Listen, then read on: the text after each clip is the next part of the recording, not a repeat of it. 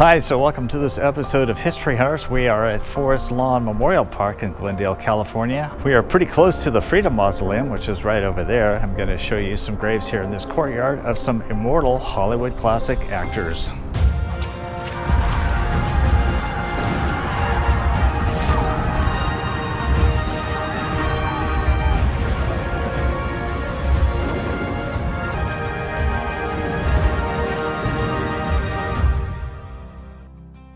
Forest Lawn Memorial Park is a massive cemetery occupying approximately 300 acres of the most scenic hillside in the Glendale area of Los Angeles.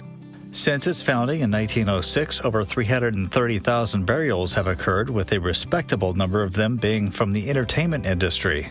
We'll start out this tour at the Court of Freedom section located in the southeasternmost area of the grounds. A number of stars are buried here. The Freedom Mausoleum is in itself a work of art with large stained glass murals depicting patriotic scenes from America's past, such as the origin of the Star-Spangled Banner.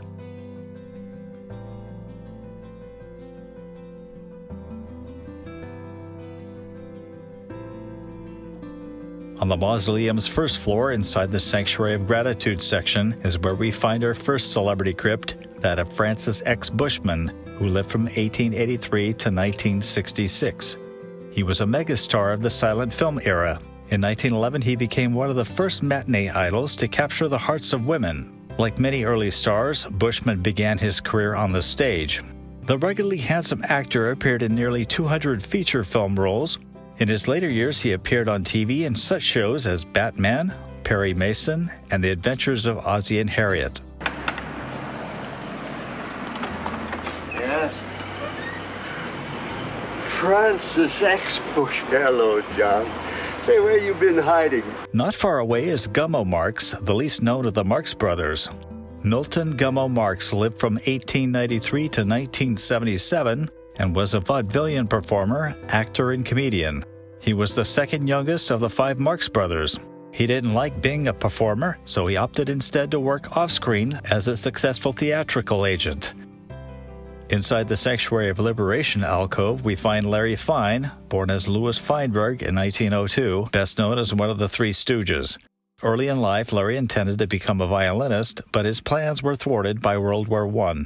He later entered vaudeville, which connected him to others who had developed the Three Stooges. Beginning in 1934, the Stooges made 206 short films and several feature films.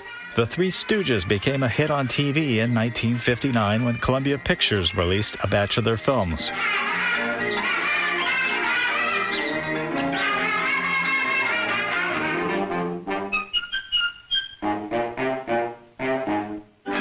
Larry is interred next to his wife Mabel Hanley Fine, who was also a vaudevillian performer.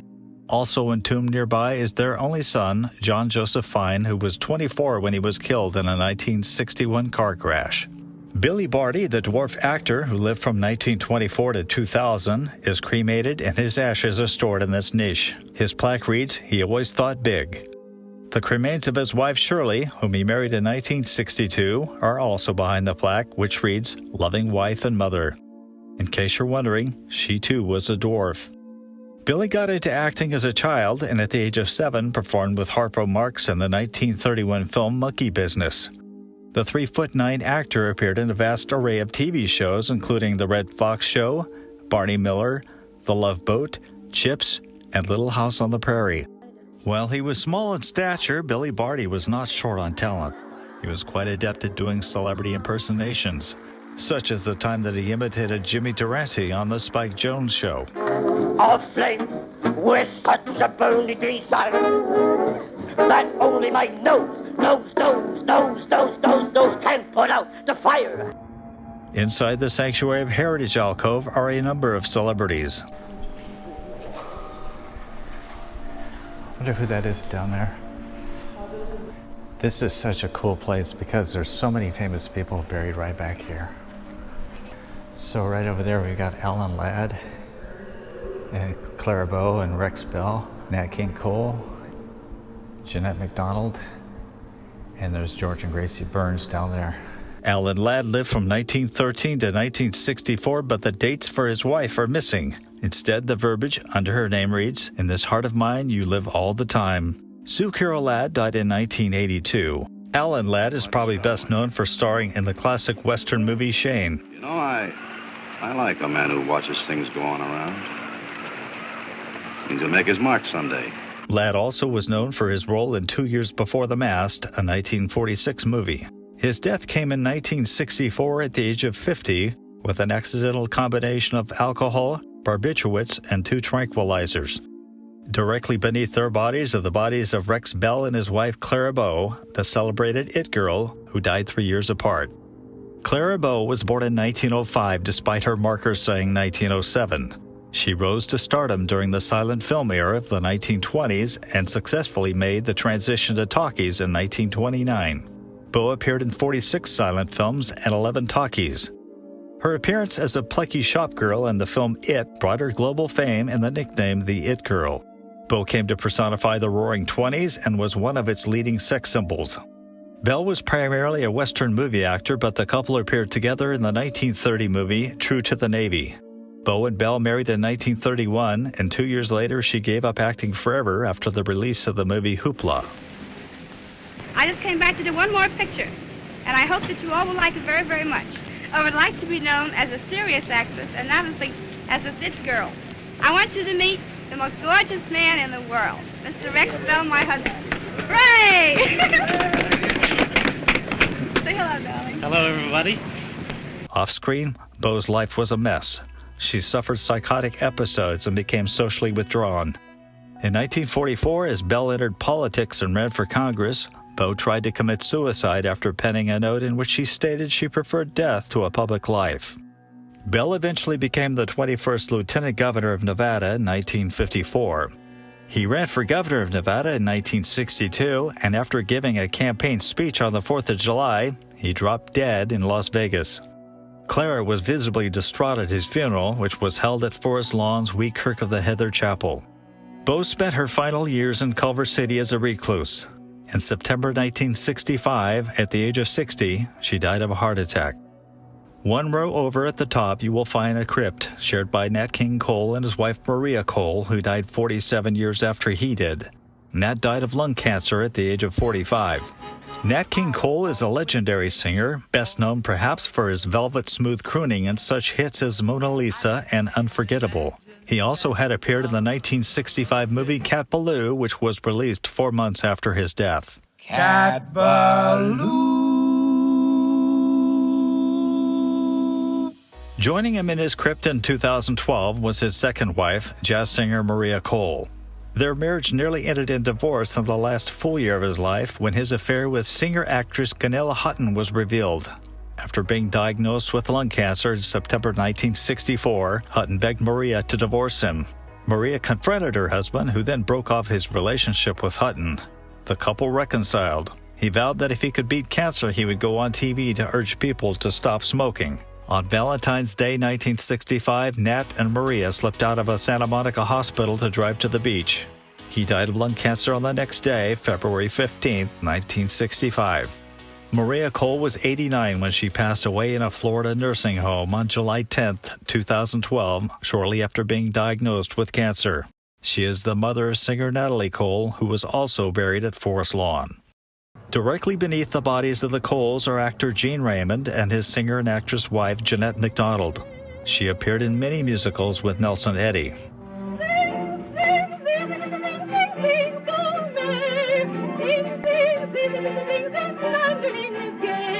She wasn't born in 1907, as the crypt reads, but in 1901 because studios had attempted to make her appear younger. Jeanette died in 1965.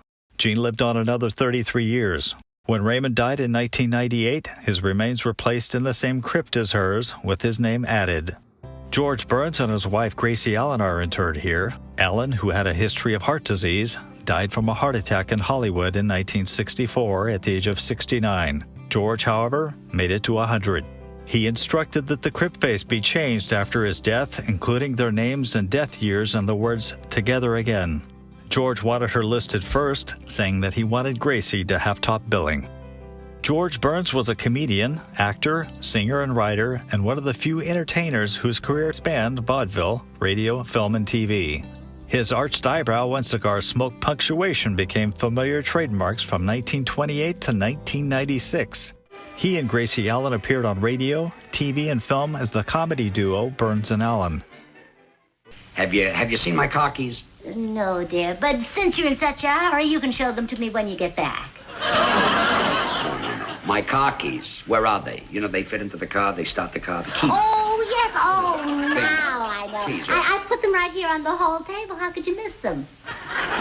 Because I always leave my car keys on my dresser, and I've been doing it for years. Well, that's why I moved them to the hall table. I was afraid you might get used to seeing them on the dresser and you wouldn't even notice them. When he was 79 years old, Burns experienced a sudden career revival when he appeared in the 1975 film The Sunshine Boys.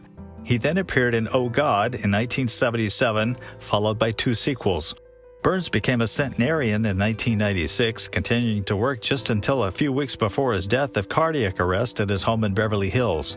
As much as he looked forward to reaching the age of 100, Burns also stated that he looked forward to death, saying that he would be with Gracie again in heaven. At the top of the next row over, next to stained glass, is the crypt of Marie McDonald and her husband, who died 3 months apart. Marie was the actress in the Jerry Lewis comedy Geisha Boy. I counted 22 movies that she appeared in. She was found dead of an accidental or intentional drug overdose in October 1965. On January 3, 1966, her widower, Donald F. Taylor, died of an intentional overdose of Seconal. So the rumors have persisted that Walt Disney is not buried in this location, that he was placed in some kind of cryogenic deep freeze. But there's a subscriber of ours whose father was Walt Disney's personal photographer, and he was privileged to be one of the few non-family members to be present at the funeral and the burial here, and she assures me that Walt Disney is buried here.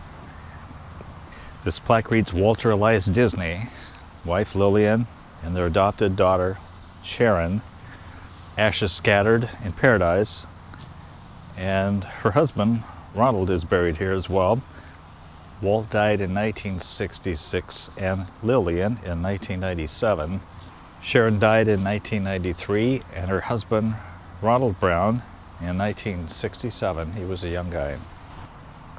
I don't know exactly where he is buried in this location, but it's a beautiful spot. Right over there you'll see the Freedom Mausoleum we just visited, and out here in this courtyard you'll find the statue of this young lady right here.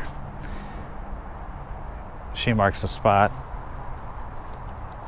where the famous Errol Flynn was buried, June 20th, 1909 to October 14th, 1959, in memory of our father from his loving children.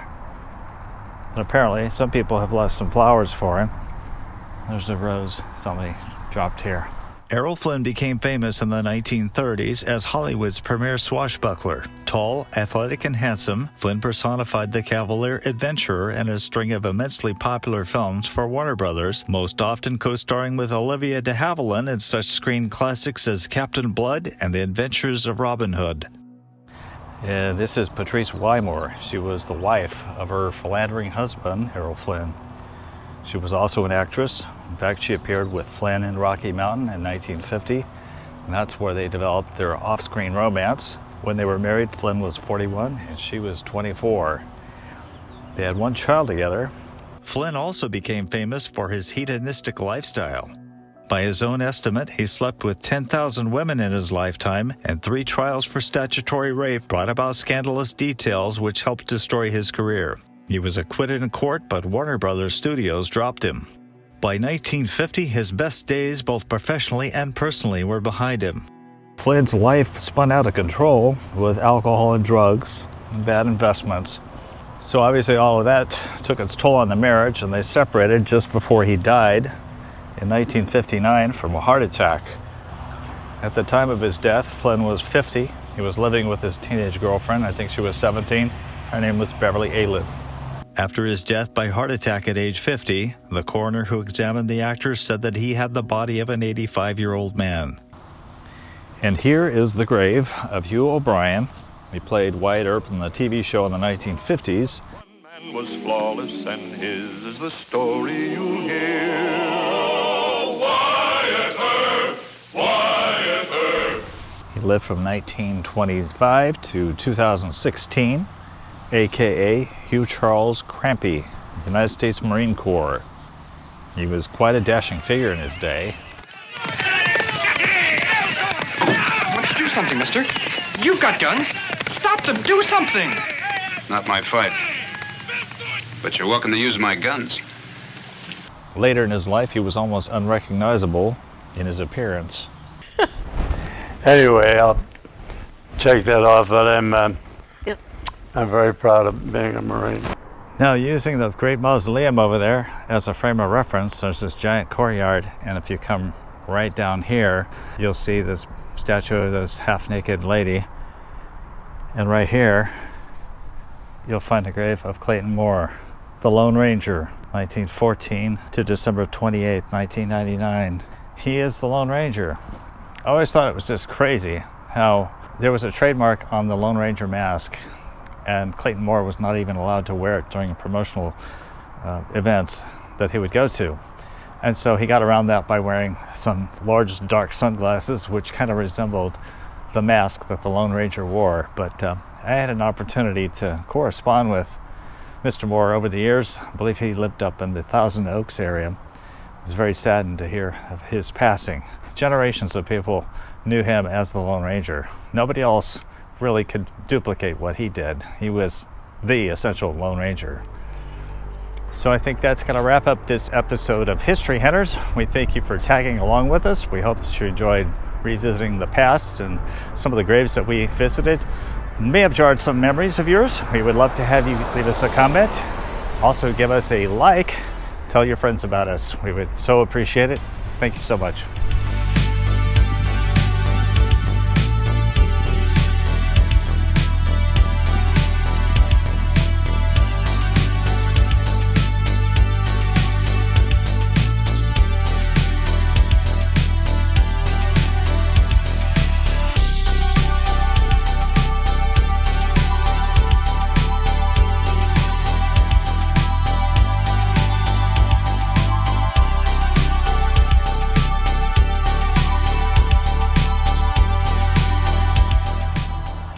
Hi, so welcome to this episode of History Hunters. I'm at Glendale Memorial Park. No, I'm not. Hi, welcome to this episode of History Hunters. We are at the... Hi, welcome to this episode of History Hunters. We are at... Where the hell are we?